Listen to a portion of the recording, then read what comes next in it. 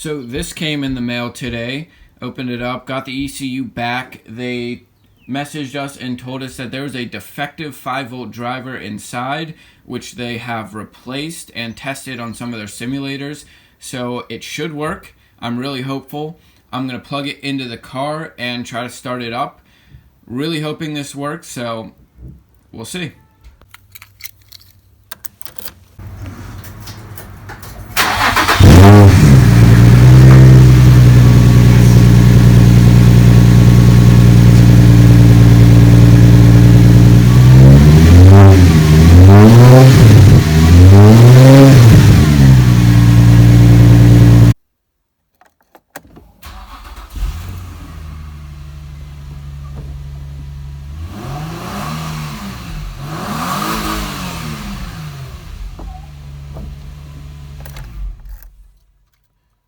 And the car starts, so that's amazing news. I was getting worried there for a second, but plugged the ECU in, plugged the battery back in, and started right up. No problems. We turned it off and back on a couple times. Starts right up. Absolutely perfect. So I'm really excited about that. It means we can get moving on with the build and not have to worry about it not starting or some other underlying issue.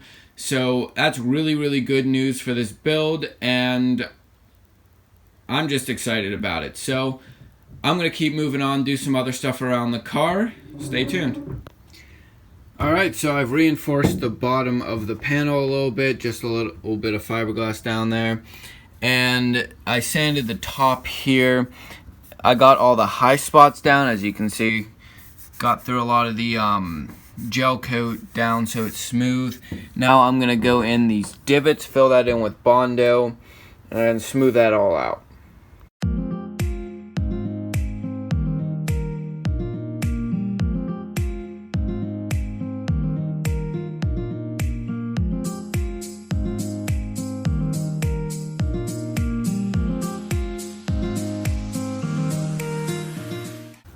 There we go, I filled in those. I also touched up some other holes here and there, and on the trim piece there were some pieces that got chipped off, so I put some Bondo in those too.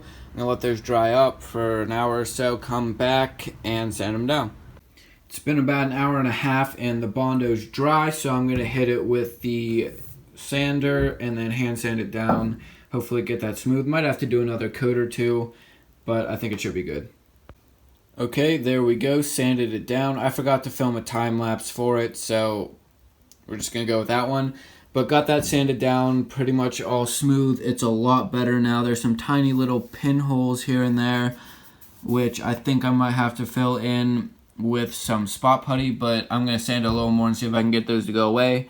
But overall, it's very smooth to the touch, so I'm happy with it. Much, much better than how it was before.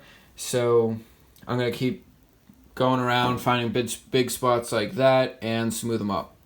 The glazing putty's all dried up. I just filled in some of the little pinholes. I'm going to finish sanding that up, smooth it out, and probably lay a coat of primer over it just to cover everything up, and that way I can see if there's any more little divots or anything that I need to fill in.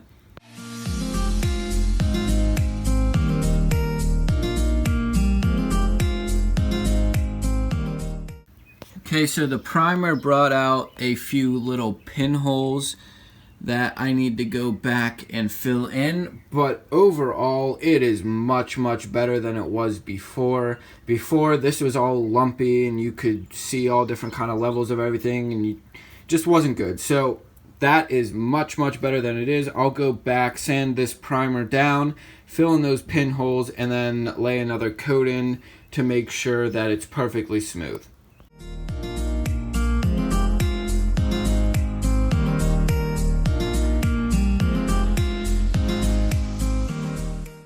All the holes have been filled in, so once I sand that down after it's dry, that should be good to go, all done. I'll put another thin coat of primer over it just to make sure, but I'm pretty sure that's perfect.